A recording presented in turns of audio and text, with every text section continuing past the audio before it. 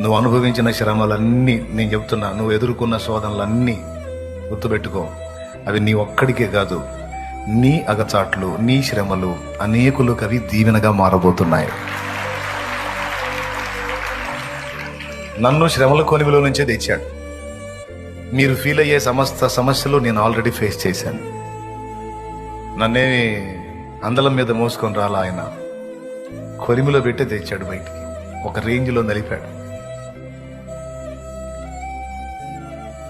ఎన్నోసార్లు వేదన పడ్డా, నన్ను నేను తిట్టుకున్నా, నన్ను నేను శపించుకున్నా, నాది ఒక బతుకేనాని తూ అనుకున్నా చాలాసార్లు. కానీ నాకు ఆ రోజు దేవుడు అనుమతించిన ఆ కఠినమైన శ్రమలన్నీ ఈరోజు అనుభవ సాక్ష్యాలై అనేక మందిని ఆదరించడానికి, తోడ్పడడానికి, కృంగిన వారిని లేవనెత్తడానికి, ఈరోజు లక్షలాది మందిని ధైర్యపరచడానికి, ప్రోత్సహించడానికి ఆ అనుభవాలే ఆధారాలయ్యాయి.